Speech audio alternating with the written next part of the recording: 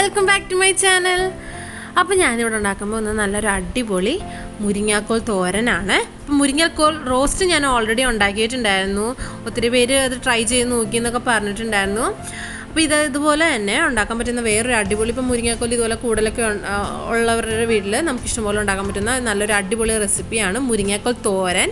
അപ്പോൾ അതിന് നമ്മൾ എന്താ ചെയ്യണമെന്ന് വെച്ച് കഴിഞ്ഞാൽ, നമ്മൾ മുരിങ്ങാക്കോൽ ഡയറക്റ്റ് അങ്ങനെ ചേർക്കുകയല്ല ചെയ്യുന്നത്. മുരിങ്ങാക്കോലിൻ്റെ ഉള്ളിലുള്ള ദശ മാത്രം നമ്മൾ എടുക്കുകയോ ചെയ്യുന്നത്. അപ്പോൾ അതെങ്ങനെ എടുക്കുന്നതെന്നുള്ളതാണ് ഇപ്പോൾ നമ്മൾ കാണുന്നത്. നമ്മൾ ആദ്യം എന്ത് ചെയ്യുക, ഇതുപോലെ നല്ലൊന്ന് കുത്തി കൊടുക്കുക, അല്ലെങ്കിൽ നമ്മൾ നീളത്തിൽ കിടക്കും കഷ്ണങ്ങൾ. അപ്പോൾ ഞങ്ങൾ നമ്മൾ കുത്തി കൊടുക്കുമ്പോൾ ഇച്ചിരി കൂടെ ചെറിയ കഷ്ണങ്ങളായിട്ട് നമുക്ക് കിട്ടും. എന്നിട്ട് നമ്മൾ സ്പൂൺ വെച്ച് നല്ലപോലെ ഇങ്ങനെ വടിച്ചെടുത്താൽ നമുക്ക് ഈസി ആയിട്ട് തന്നെ നമുക്ക് ആ തോലിൽ നിന്ന് നമുക്ക് ദശ മാത്രം നമുക്ക് സെപ്പറേറ്റ് ചെയ്തെടുക്കാൻ പറ്റും. അപ്പോൾ അതുപോലെ ഇങ്ങനെ ചെറുതായിട്ട് നല്ലൊരു ഫുള്ള് വടിച്ച് നമുക്ക് എല്ലാ ദശയും ആദ്യം നമുക്കൊന്ന് മാറ്റിയെടുക്കാം. ഇപ്പോൾ ഇതെന്ന് വെച്ചാൽ ഇച്ചിരി മൂപ്പ് കൂടിയ മുരിങ്ങാക്കോലാണെങ്കിലും നമുക്കിതുപോലെ നമുക്ക് തോരൻ വയ്ക്കാൻ പറ്റും. അപ്പോൾ നല്ലപോലെ നമുക്കിത് ഇതൊന്നും ഇങ്ങനെ ഇതുപോലെ കുത്തി നല്ലപോലെ കൊടുത്തു കഴിഞ്ഞാൽ നല്ല ചെറിയ പീസുകളായിട്ട് നമുക്ക് കിട്ടുന്നതാണ്. അപ്പോൾ നമ്മളിവിടെ കുറച്ച് മുരിങ്ങാക്കോൽ ഇതുപോലെ നമ്മൾ ദശ മാത്രം എടുത്ത് വെച്ചിട്ടുണ്ട്. ഇനി ഇത് വെച്ച് നമ്മൾ എങ്ങനെയാണ് നമ്മുടെ മുരിങ്ങാക്കോൽ തോരൻ ഉണ്ടാക്കണതെന്ന് നമുക്ക് നോക്കാം. അപ്പോൾ നമ്മൾ മുരിങ്ങാക്കോൽ തോരൻ ഉണ്ടാക്കാൻ വേണ്ടി നമ്മൾ ആദ്യം ഒരു ചട്ടി അടുപ്പത്ത് വെച്ചിട്ടുണ്ട്. ഇതിലേക്ക് എണ്ണ ഒഴിച്ചു കൊടുക്കുക.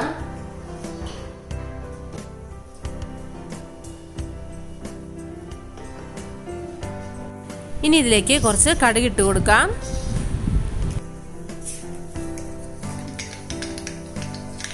അപ്പോൾ നമ്മുടെ കടുക് പൊട്ടി വന്നിട്ടുണ്ട്.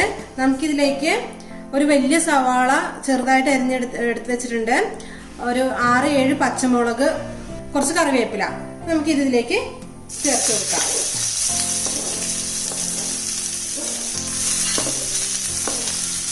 സവാള ചേർത്തു. എടുത്തിരിക്കുന്ന പച്ചമുളക്,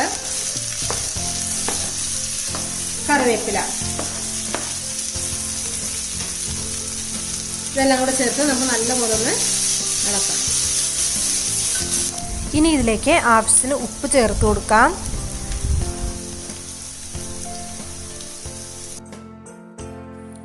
നമുക്കിനി ഇതിലേക്ക് ആവശ്യത്തിന് മഞ്ഞൾപ്പൊടി ചേർത്ത് കൊടുക്കാം. ഞാനൊരു 1/4 ടീസ്പൂൺ മഞ്ഞൾപ്പൊടിയാണ് ചേർത്ത് കൊടുക്കുന്നത്. നമ്മൾ ഈ കറിയിലേക്ക് ആകെ മഞ്ഞൾപ്പൊടിയും ഉപ്പും മാത്രമേ പൊടിയായിട്ട് ചേർക്കുന്നുള്ളൂ. മുളക് പൊടിയൊന്നും ചേർക്കേണ്ട ആവശ്യമില്ല, കാരണം നമ്മൾ അതിന് ആവശ്യത്തിന് പച്ചമുളക് ചേർത്തിട്ടുണ്ട്. നമ്മൾ ഒരു മുറി തേങ്ങ ചിരണ്ടി വെച്ചിട്ടുണ്ട്. ഇതിലേക്ക് നമുക്ക് ചേർത്ത് കൊടുക്കാം.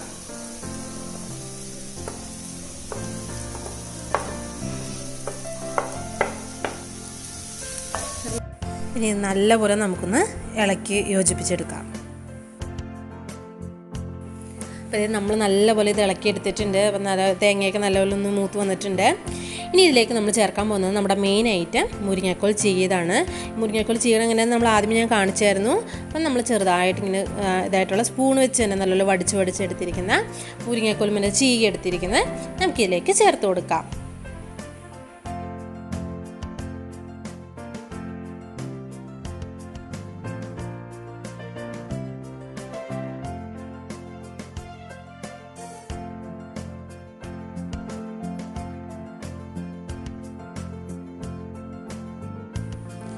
നമുക്ക് നല്ലപോലെ നമുക്കൊന്ന് ഇളക്കി യോജിപ്പിച്ചെടുക്കാം.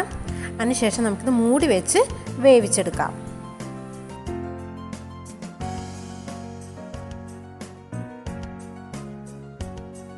നമുക്കിതൊന്ന് ഇളക്കി കൊടുക്കാം.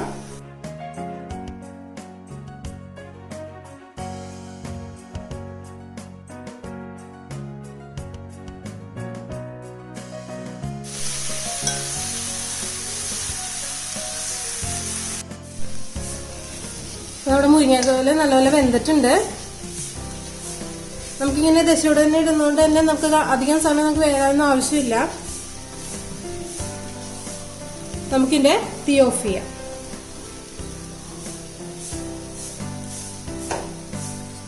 ഇനി നമുക്കിതൊരു സെർവിംഗ് പ്ലേറ്റിലേക്ക് മാറ്റാം.